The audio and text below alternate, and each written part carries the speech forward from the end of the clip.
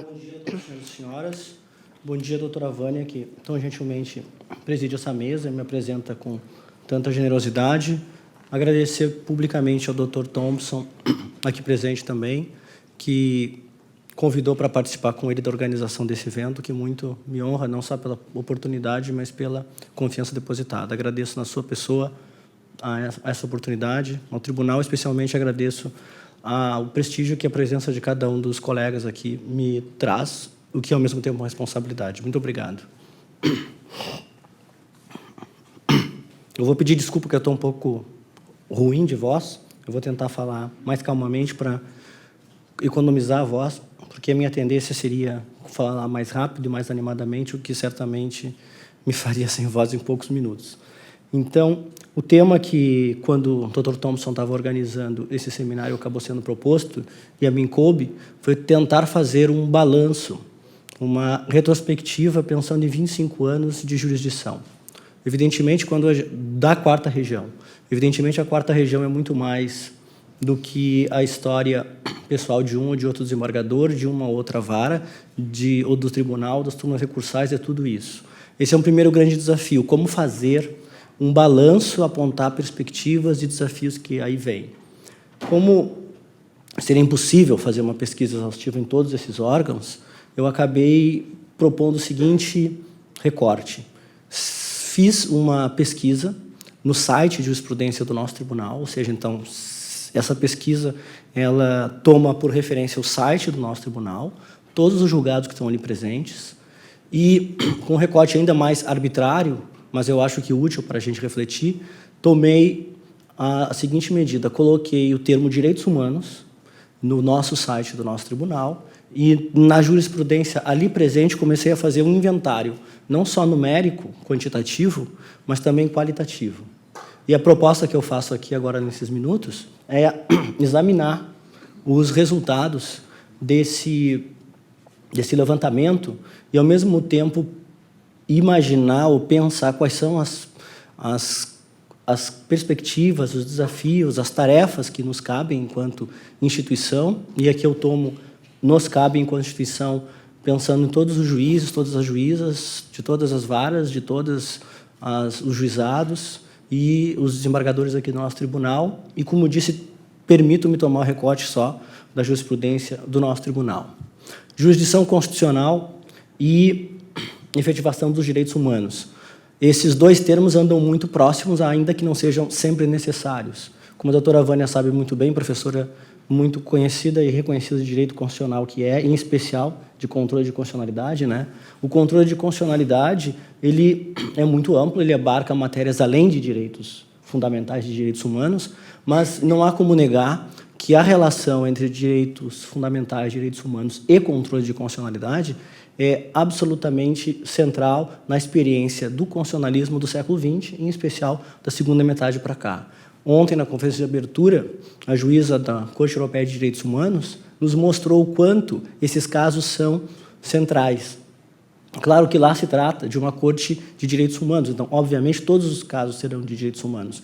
Mas o simples fato de haver um organismo destacado, com funcionamento permanente, com a dimensão e as atribuições que tem uma Corte Europeia exclusivamente para direitos humanos, já mostra como direitos humanos são, diria, ao lado do controle de constitucionalidade, os dois grandes corações que dão vida ao constitucionalismo contemporâneo, em especial da segunda metade do século para cá. Então, a aproximação entre o tema a jurisdição constitucional e efetividade dos direitos humanos, ainda que não seja sempre necessária, a jurisdição constitucional de temas que não são de direitos humanos, ela é absolutamente vital naquilo que se entende como o direito constitucional contemporâneo, naquilo que se entende como a vida do Estado e da sociedade no ambiente democrático pós-Segunda Guerra Mundial.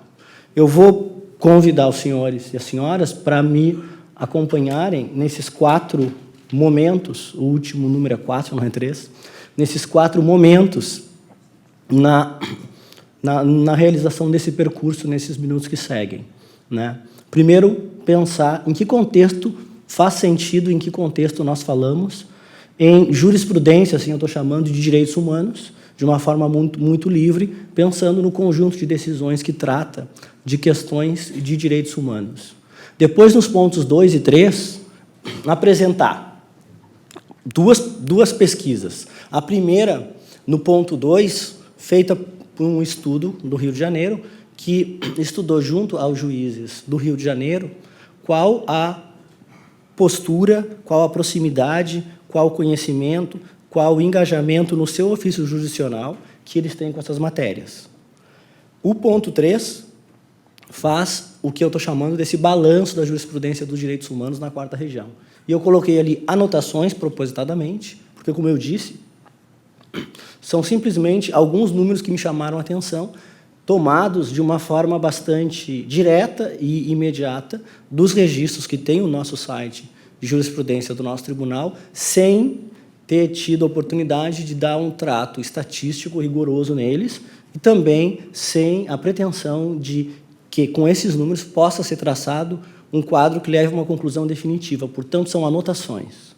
E, por fim, concluir naquilo que é o verdadeiro ponto 4, né? Apesar de estar ali 3, concluir levantando alguns desafios, algumas perspectivas e tarefas que nós, enquanto instituição judicial da 4ª região como um todo, temos diante do exercício da jurisdição constitucional em matérias de direitos humanos. Bom, a jurisprudência, jurisprudência dos direitos humanos e seu contexto. Alguém poderia fazer de imediato a seguinte pergunta: se está no centro do constitucionalismo contemporâneo e, em especial, é muito destacada a posição dos direitos fundamentais e dos direitos humanos, em particular, no texto constitucional de 1988, alguém não poderia postular a ideia de que toda jurisprudência deveria ser uma jurisprudência de direitos humanos, no sentido de que, ainda que nós trabalhemos com direito processual, com direito administrativo, com direito previdenciário, com direito tributário, com direito penal e assim por diante, o que nós fazemos é, em grande parte, revisitar aqueles conteúdos dogmáticos, jurisprudenciais, produzidos em outro contexto que tem um grande valor, nesse novo contexto de constitucionalismo democrático pós-Segunda Guerra Mundial, informado pelos conteúdos dos direitos fundamentais dos direitos humanos. Por exemplo, quando Conrad Hess faz uma conferência relacionando o direito constitucional e o direito civil, ele vai dizer num livrinho famoso, que muitos de nós já lemos e conhecemos, que as relações entre o direito constitucional e o direito civil são, de início, têm sua autonomia, mas existe uma relação muito íntima de implicação. O direito constitucional, especialmente os direitos fundamentais e direitos humanos, trazem conteúdos para dentro do direito civil e exigem que tanto os novos conteúdos quanto os antigos sejam lidos e aplicados a partir desse influxo do direito constitucional, basicamente dos direitos humanos e do direito civil. Há muitas obras que fazem isso. Outra obra famosa no direito civil, que é bastante corrente entre nós, por exemplo, é a obra de Pietro Perlingeri, um famoso italiano, que foi traduzida para o português como Direito Civil na Legalidade Constitucional. Vale dizer, revisitar os institutos clássicos de direito civil a partir dos conteúdos novos da democracia constitucional pós-Segunda Guerra Mundial. Assim pode ser lido, por exemplo, também no direito penal, um garantismo com seriedade, com equilíbrio, com prudência, como todos evidentemente se comprometem, mas um garantismo que significa o influxo dos direitos humanos, dos direitos fundamentais, no processo penal, por exemplo, no penal. Assim pode ser lido especialmente o direito administrativo, que para muitos é basicamente uma concretização do direito constitucional quando se trata da administração pública.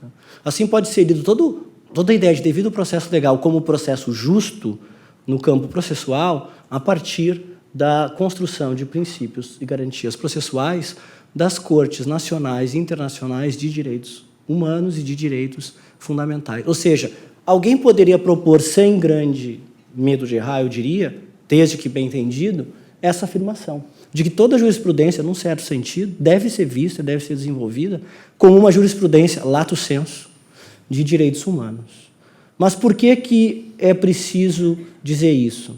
É preciso dizer isso porque, assim, muitas vezes não é percebido, não é vivido por muitos atores jurídicos, sejam advogados, promotores, juízes, professores, estudantes e assim por diante. E por que não é vivido? Por que muitas vezes há um certo estranhamento, por incrível que pareça, entre até atores jurídicos e essa ideia de direitos humanos, para não falar de um forte, eu diria, estranhamento que a gente pode ver em vários atores sociais e nos meios de comunicação, por exemplo, diante da própria ideia de direitos constitucionais, de direitos humanos e assim por diante. Bom, no pós-Segunda Guerra Mundial, tanto o sistema ONU quanto a ideia de direitos humanos, concebidos como esses direitos básicos da pessoa humana na ordem do direito público internacional, eles nascem com um propósito muito pragmático, qual seja tentar evitar uma nova Grande Guerra Mundial.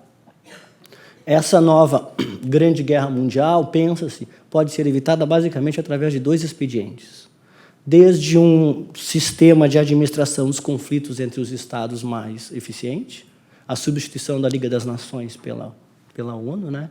E desde a perspectiva de que no interior de cada Estado haja o respeito a certos direitos básicos, sob a ideia de que os regimes que respeitam esses direitos básicos dos seus cidadãos internamente não têm um perfil beligerante na arena internacional, o que, por sua vez, também será um importante fator de manutenção da paz. Nesse sentido, o que muito se faz é reeditar, com as exigências da contemporaneidade, aqueles ideais da primeira geração de direitos humanos que vêm trazidos desde o século XVIII pelo constitucionalismo clássico. Mas acontece um fenômeno que eu diria assim, não inesperado, mas numa intensidade nova que desarruma, de certa forma, muito esse cenário, quando se pensa em direitos humanos. Qual é esse fenômeno? Esses ideais, que, por exemplo, estão plasmados na Declaração Universal de 48, eles vão ser, no bom sentido, utilizados e discursivamente e existencialmente, politicamente e juridicamente apropriados por outros grupos e outros atores, outros indivíduos, outros sujeitos que começam a pleitear o reconhecimento e a superação de injustiças naquelas sociedades que estavam assim estruturadas depois da Segunda Guerra Mundial, nesse projeto democrático. Pensemos, por exemplo, no movimento dos direitos civis, o movimento negro norte-americano. Pensemos, por exemplo, nos rumos que tomou, também nessa época para cá, do final da metade do século XX para cá, o movimento feminista. Pensemos, por exemplo, o movimento das pessoas com deficiência na Europa, basicamente na Inglaterra, politicamente muito forte. Pensemos, por exemplo, mais recentemente, nos últimos 20 e poucos anos, o chamado movimento LGBT e assim por diante. Esses, para não falar agora, mais recentemente ainda, da emergência desses movimentos sociais, organizações sociais, que cuidam das chamadas demandas pós-coloniais, né? Ou seja, tudo isso vai trazer a ideia de direitos humanos, que inicialmente estava pragmaticamente, vamos dizer assim, desenhada para pensar na manutenção da paz entre os Estados na ordem internacional, novos atores que desestabilizam essa ordem, digamos assim, que desestabilizam essa situação, esse Estado, e aí nós entendemos um certo estranhamento. Porque alguém podia dizer assim, não há o que estranhar a ideia de direitos humanos, não há o que achar incômoda, num certo sentido, para a tradição a ideia de direitos humanos, na medida em que ela seria uma reatualização,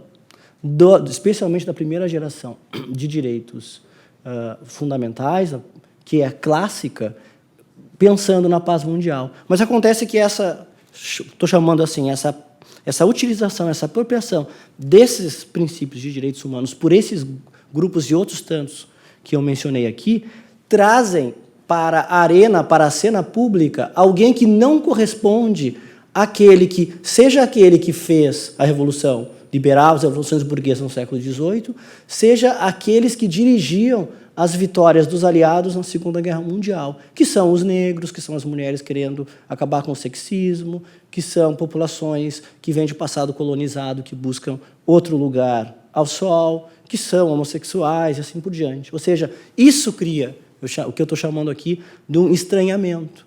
Esse estranhamento é muito mais visível em ambientes ainda em processo, vamos chamar assim, de amadurecimento democrático e carregam uma grande carga histórica de uma mentalidade autoritária, como o nosso caso brasileiro, ao ponto de haver quase uma cisão.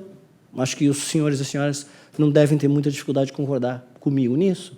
Quase uma cisão entre um ideal, digamos assim, uma retórica de direitos humanos e uma dificuldade pela população em geral, e às vezes não só pela população, mas por muitos atores jurídicos, de efetivamente levar a sério a ideia de direitos humanos em todas as suas dimensões como algo próprio, não como algo estranho, não como algo que traz uma instabilidade ou algo que traz um incomodamento, né? Então, o que eu estou tentando descrever assim, entre conservação e transformação, né, essa tensão que causa o que eu estou batizando aqui de um estranhamento diante das ideias e das normas de direitos humanos. A questão, para tornar esse quadro mais rico e mais difícil, por um certo lado, é que essas normas, elas não só ficam na Declaração Universal de Direitos Humanos, como elas começam a informar toda uma engenharia institucional, internacional, universal, intercontinental, como o sistema europeu, como o sistema interamericano, o sistema africano, por exemplo, e engenharia também nacional, o que é acompanhado do ponto de vista nacional, não só da criação de organismos, instituições, essa engenharia toda institucional, mas é acompanhado também da inovação, da criação de categorias jurídicas respectivas para que isso possa ser feito, como, por exemplo, supralegalidade de tratados internacionais de direitos humanos. Nós não tínhamos, até muito pouco tempo atrás, sequer essa categoria jurídica no rol, vamos dizer assim, das estaturas constitucionais, da hierarquia das fontes legislativas entre nós. Como, por exemplo, uma mutação, primeiro, da compreensão da Constituição, e depois até do texto mesmo da Constituição, de uma estatura constitucional, formalmente falando, de normas de direito internacional que são incorporadas como direitos fundamentais, como emendas constitucionais, como diz o parágrafo 3º do artigo 5º. Ou seja, esse quadro, que não é só de um estranhamento, que eu vou chamar assim, de uma tensão entre conservação e transformação, de um estranhamento, então, político ou jurídico, ele também se dá acompanhado do incremento de uma novidade institucional e de uma novidade de categorias jurídicas. Bom, esse é o contexto, me parece, em que isso se traz, né? Não há nenhuma dúvida do compromisso que nós todos fazemos ao ingressarmos na carreira da magistratura e em outras carreiras públicas, mas como esse é um seminário feito aqui e basicamente tem a intenção de formação de juízes, a nossa formação permanente, quando nós dizemos que prometemos cumprir e fazer cumprir a Constituição da República e as leis, né, a Constituição e as leis da República Federativa do Brasil, não há nenhum estranhamento nosso no sentido de saber o lugar central que direitos fundamentais e que direitos humanos tomam nesse contexto. Isso é um compromisso honesto, autêntico, verdadeiro, que cada um de nós toma e procura desempenhar ao longo da sua trajetória profissional.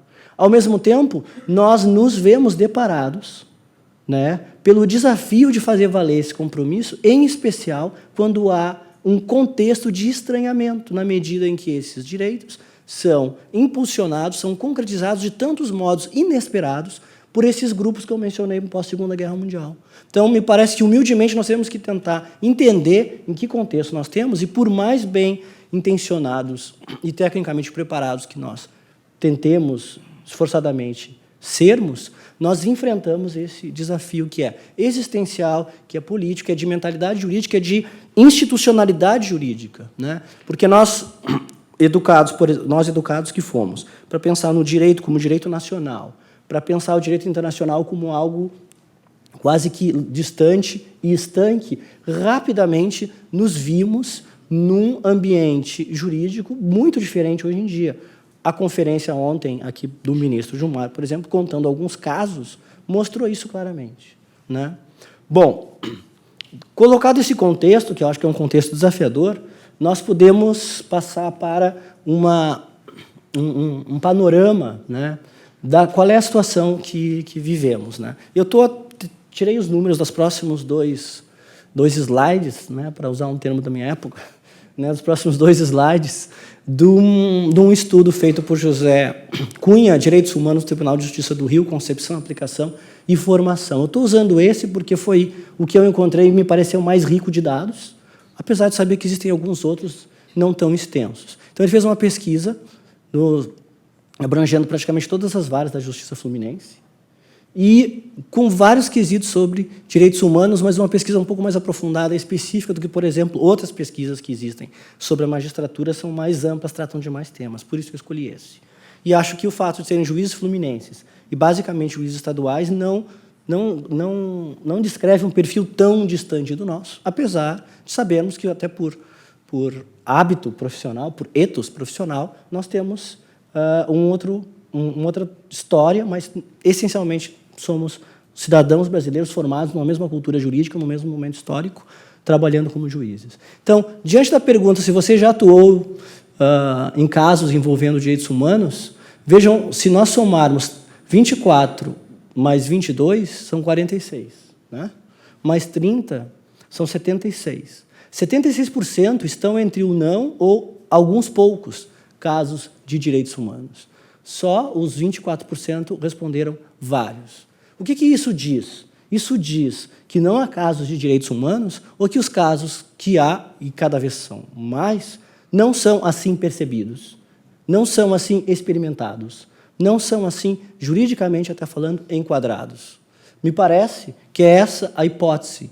Basta ver o tipo de demanda que cada vez mais cresce em todos os judiciários, tanto estaduais quanto federais, para perceber que os temas, né, da justiça social, do reconhecimento de minorias, da igualdade, das liberdades públicas, do exercício da democracia, mais e mais e mais e mais, eles povoam as nossas pautas de processo, seja no primeiro grau, seja no segundo grau. Então, me parece que aqui o fenômeno, e assim o autor colocou nessa pesquisa, é muito mais de uma invisibilidade, de uma cegueira, muitas vezes, ainda que involuntária, que nós temos diante desses casos. Depois, no final, eu vou chegar à consequência dessa cegueira, né? Bom, sobre possuir ou não informações acerca de decisões de cortes internacionais de direitos humanos. Vejam só 13% diz possuir informações com frequência. Os outros 87% estão entre o nunca e o eventualmente, o que é um índice muito alto também. Se nós pensarmos a posição, a centralidade que direitos humanos e direitos fundamentais tomam, né, no sistema jurídico do ponto de vista formal e no tipo de demanda prática, concreta, que indivíduos e grupos trazem a nós, esse descompasso, esse contraste, eu vou chamar de novo desse estranhamento, ele chama muito a atenção. Que 87% de nós, magistrados em geral, estou falando, nos encontremos nessa situação, nessa falta, digamos assim, nessa carência, né? Depois, perguntados sobre confrontados com os principais instrumentos de direitos humanos incorporados ao ordenamento jurídico nacional, surgiram essas respostas, né? Não utiliza, com relação ao Pacto de Direitos Civis e Políticos, o Pacto de Direitos Econômicos, Sociais e Culturais, a Convenção para a Eliminação de todas as formas de discriminação racial, a Convenção para a Eliminação de todas as formas de discriminação contra a mulher, das convenções da ONU e da OEA sobre prevenção à tortura, 90% não utiliza, nunca utilizou, raramente utilizou. 80%, 10% a menos, que é significativo, mas ainda é um número muito alto, com relação à Convenção Americana de Direitos Humanos. Que tudo isso é direito válido, vigente, eficaz dentro do ordenamento positivo brasileiro. E na posição, na estatura constitucional que nós conhecemos que tem. Para 49% dos entrevistados, vejam só, 49, metade praticamente, simplesmente são normas não aplicáveis, ou só subsidiárias, quando nós sabemos que a posição é exatamente inversa. Não só são normas aplicáveis, expressamente pelo texto constitucional, como são normas que, além de aplicáveis, estão numa posição hierárquica, estão num peso constitucional muito alto, muito significativo. 50% praticamente, né? 50% admitiu ou reconheceu disse, né, que o conhecer essas decisões pode enriquecer e auxiliar as suas próprias decisões, o que é um bom número. Agora, é sempre aquela questão da perspectiva. O copo, metade do copo cheio ou metade do copo vazio?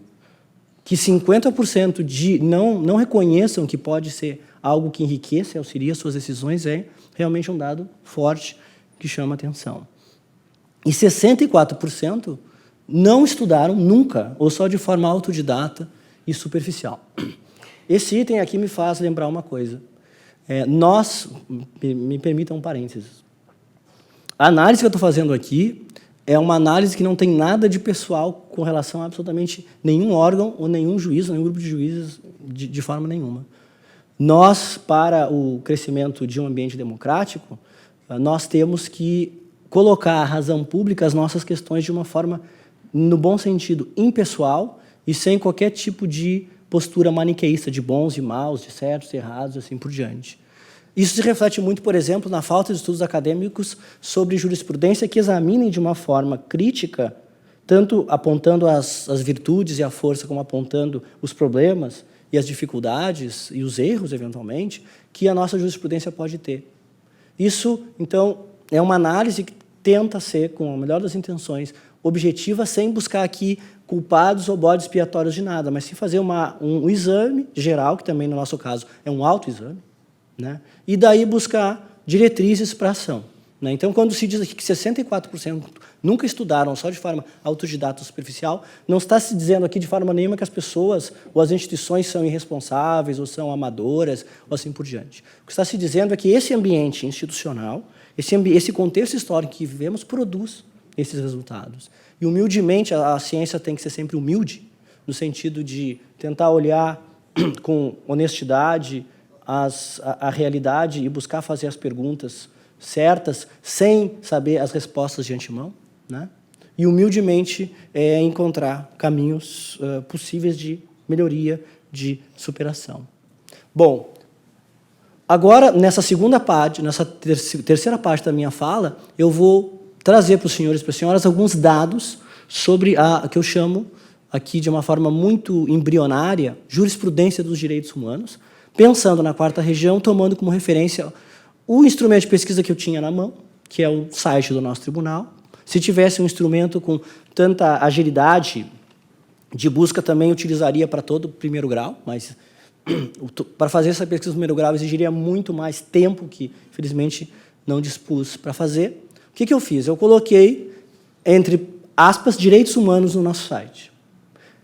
Vejam, isso é um corte arbitrário no sentido de um recorte numérico. Evidentemente, há milhares de decisões no site do nosso tribunal que tratam de direito à liberdade, direito à igualdade, à saúde, à dignidade, assim por diante, e não escrevem a expressão direitos humanos. Não estão se descartando essas decisões, obviamente, muito menos menosprezando seu papel e sua importância. Mas, como nós estamos perguntando de direitos humanos, eu fiz esse exercício. Me acompanhem nos números, por favor, e vamos depois tentar tirar algumas conclusões desses números, ainda que seja um recorte arbitrário, pode ser um recorte útil. Essa é a ideia que me inspirou, e, claro, isso aqui é só muito mais uma provocação a pensar, nós pensarmos sobre nossas práticas, do que qualquer conclusão definitiva, longe de mim de estar trazendo uma conclusão definitiva, nesse instante, sobre qualquer coisa aqui. Porque, repito, é um recorte arbitrário, apesar de útil, para fazer uma provocação. Vejam, separei nesses períodos históricos. Por que 89, início do tribunal? Por que 92? 92 é, do ponto de vista dos direitos humanos, aqui entendidos como direitos básicos da pessoa, reconhecidos no ordenamento jurídico internacional, tá? Tecnicamente falando. 92 é um ano muito importante, porque em 92 são incorporados ao direito brasileiro instrumentos fundamentais no direito internacional dos direitos humanos que até então não tinham sido. Os dois pactos de direitos civis e econômicos e sociais, que são de 66, só entram no direito brasileiro em 92. E a Convenção Interamericana também só entra em 92 no direito brasileiro. Escrevendo direitos humanos, um acórdão, um registro, entre 89 e 92. Né? Bom, entre 93 e 2005. Por que 2005? Emenda Constitucional 45. quando se introduzem os parágrafos 3º e 4º, no artigo 5º, que deixam explícita a posição fortíssima de direitos humanos dentro do ordenamento jurídico. Então, antes da emenda, 11 casos, ainda que numericamente, em termos absolutos, seja um número pequeno, né? Ainda assim é um crescimento. Né? Depois, entre 2006 e 2009, por que 2009? 2009 é quando o Supremo sedimenta, define a jurisprudência que eu estou chamando da supralegalidade, e, em 2009 também, o Brasil incorpora, pela primeira vez, com status formal de norma constitucional, não de norma supralegal, a Convenção Internacional sobre os Direitos das Pessoas com Deficiência, ou seja, é norma constitucional, válida, vigente e eficaz. Né? Por isso é um marco. Casualmente, esses dois marcos ocorreram em 2009. Jurisprudência da supralegalidade, mais a incorporação com status constitucional formal da Convenção sobre Deficiência. Aí nós temos 129 casos. É um grande pulo. Coloquei ali entre parênteses. Dentro desses 129, vejam só, 62 são sobre cotas. Claro que o tribunal julgou nesse período mais do que 62 casos sobre cotas.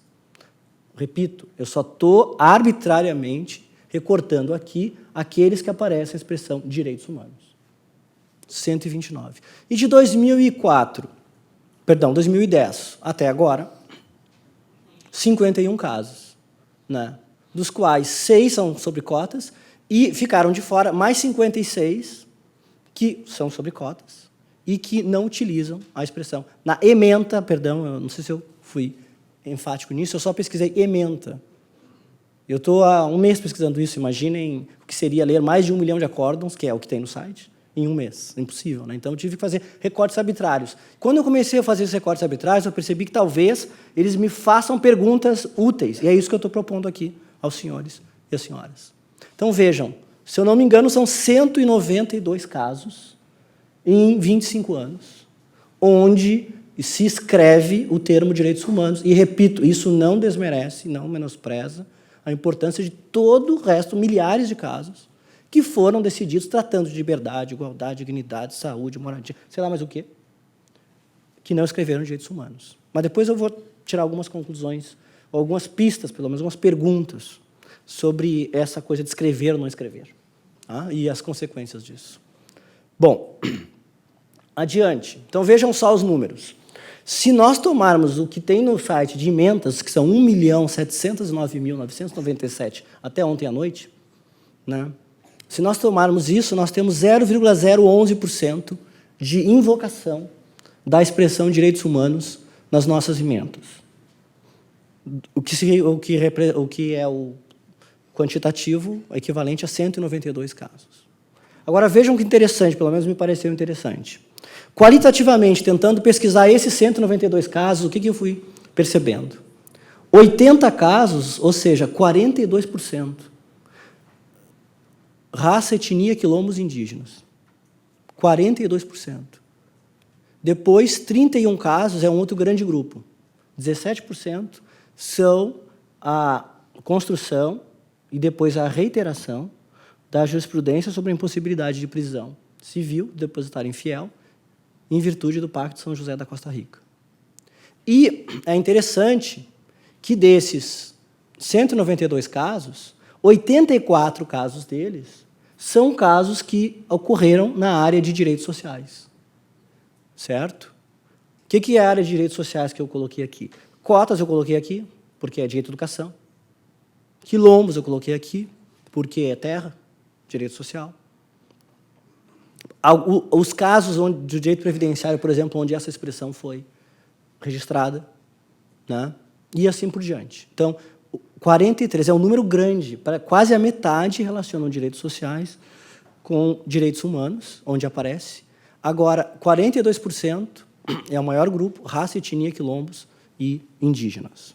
Né?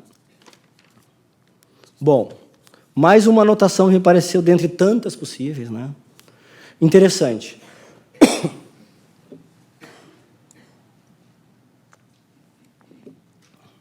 Dentre esses 192 casos, lendo aí sim, as emendas, e muito rapidamente passando os olhos nos votos e relatórios respectivos.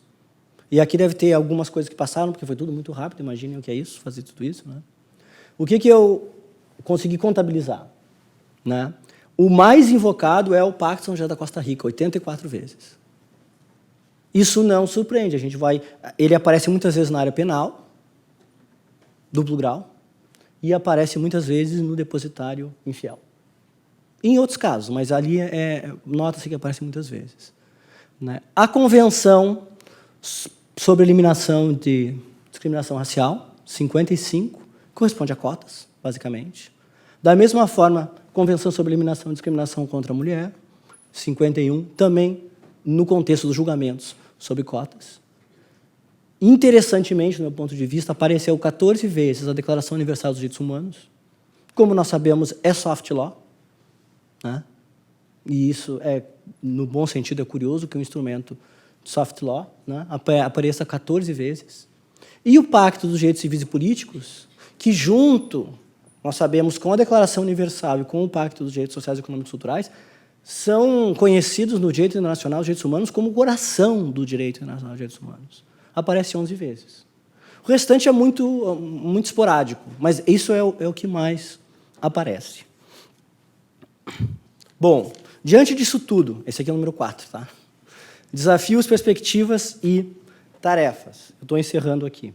Né? Desafios, perspectivas e tarefas.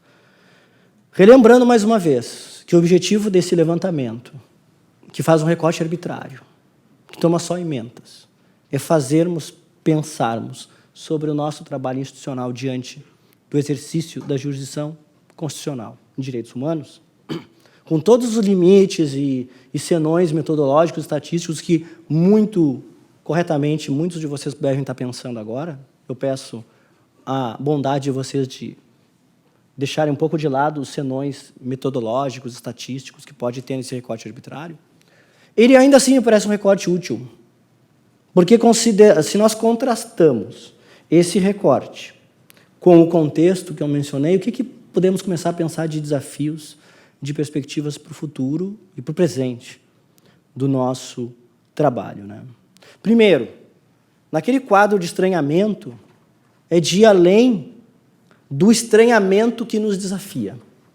O estranhamento de que, vejam, na nossa jurisprudência do nosso tribunal, praticamente a metade dos casos foram trazidos por raça, quilombos, etnias e assim por diante. Isso é muito interessante para pensar. Porque é o que a gente fica se perguntando assim, o que coloca na pauta das instituições judiciárias brasileiras a diversidade, o pluralismo, todos esses atributos que nós costumamos correta e beneficamente associar à nossa formação social e à nossa cultura. Então, dá essa historicidade e, em função dessa historicidade, ter a dimensão, né, da nossa missão para aplicarmos os instrumentos internacionais de direitos humanos na estatura, no peso constitucional que eles têm.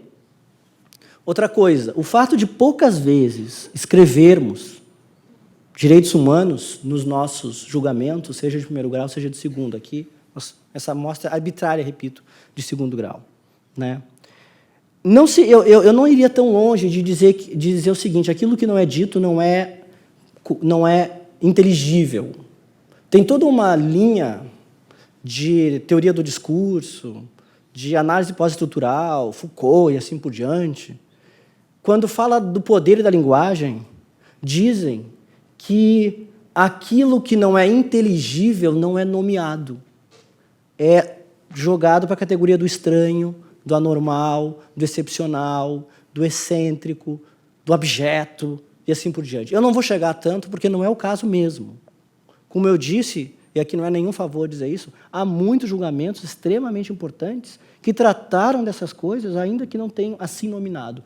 Para todos esses julgamentos, direitos humanos, direitos fundamentais, não são ininteligíveis, não, ao contrário, são preocupações verdadeiras e ocupam um lugar muito importante, quando não central, nesses julgamentos. Mas o fato de nós não nomearmos ainda que não acabe com o estatuto de inteligibilidade para nós, traz consequências. Traz consequências porque aquilo que numa área do direito a gente não nomeia, a gente não tem presente os conteúdos próprios, específicos. Quando a juíza Angélica, que ontem fez a conversa de abertura, uma das coisas que ela mais acentuou é o papel de uma corte de direitos humanos de produzir os chamados estándares jurídicos sobre os direitos em questão. Então, há estándares jurídicos na Corte Europeia, há estándares jurídicos sobre liberdade de expressão, sobre anistia e assim por diante, por exemplo, na Corte Interamericana de Direitos Humanos. Quando nós, por o contexto que vivemos, pelos limites estruturais, lato sensu, das nossas formações e assim por diante, não explicitamos esses termos, nós acabamos, quase todas as vezes, por ignorarmos, por deixarmos de fora, por não trazermos esses estándares jurídicos, que nada mais, nada são do que a forma como se concretizam esses direitos em dados contextos a partir de uma série de casos. Isso enfraquece não só a força normativa, mas como a efetividade da nossa jurisdição constitucional em matéria de direitos humanos. Então, essa atividade de nomeação, que no nosso caso não significa ininteligibilidade, nem rechaço, mas significa, no mínimo, enfraquecimento. Isso é importante. Isso tem consequências para o nosso trabalho, inclusive os resultados das nossas sentenças e dos acórdãos aqui do tribunal.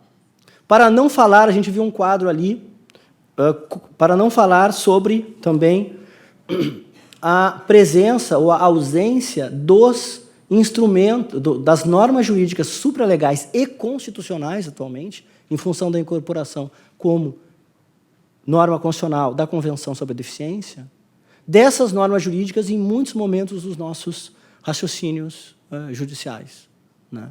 Então, tornar presente e explícito, mais do que um exercício de pseudo-erudição, porque aqui não se trata de erudição, ninguém está na judiciária para fazer erudição, né? Mais do que erudição, mais do que estar atualizado, mais do que mostrar ter uma formação mais ampla ou menos ampla, é uma questão de conteúdo. E, no nosso caso, de conteúdo decisório. Então, eu olhando esses números, eu fiquei me perguntando, né? Fazer esse esforço de trazer as normas, o que vai implicar o exercício também de uma outra atribuição jurisdicional nobilíssima e necessária que nós temos no nosso encargo, que é o controle de convencionalidade, que volta e meia a gente já tem começado a perceber e ter presente entre nós, mas que pode e deve, por dever de ofício do juramento aquele que a gente fez, né? Pode e deve ser, né, exercido de uma forma muito mais consistente, sistemática, organizada e assim por diante. Esse tema do controle de convencionalidade, me parece, junto com o conhecimento dos instrumentos e dos estándares, é um dos grandes desafios pessoais e institucionais, e aqui a Emagis tem sempre cumprido essas tarefas, pode ser também algo a pensarmos. Já foi falado num outro seminário aqui, mas desenvolver, né, doutora Vânia, de uma forma mais sistemática, essa nossa formação nos instrumentos, nos estándares, no controle de convencionalidade, né? Nós vamos ter hoje aqui um membro do Sistema Interamericano de Direitos Humanos, nós podemos aproveitar também a oportunidade dele para ouvir dele sobre as experiências de controle de convencionalidade, né, nos diversos países do nosso sistema interamericano. Então, repito, né, com toda vontade de fazer um esboço, anotações a partir de pesquisas de emendas no site. Na verdade, é só isso que eu fiz, né? Mas colocando dentro de um contexto, sem nenhuma pretensão de, repito, de desmerecer o que não está aqui dentro, nada disso, e muito menos de dizer que, do ponto de vista estatístico e metodológico, esses números aqui são os melhores e são os mais frutíferos, mas que, pelo menos, eles têm a utilidade, ainda que parciais e um tanto quanto, no bom sentido, arbitrários, de nos chamar a atenção para essa relação entre jurisdição constitucional e efetividade dos direitos humanos. Muito obrigado.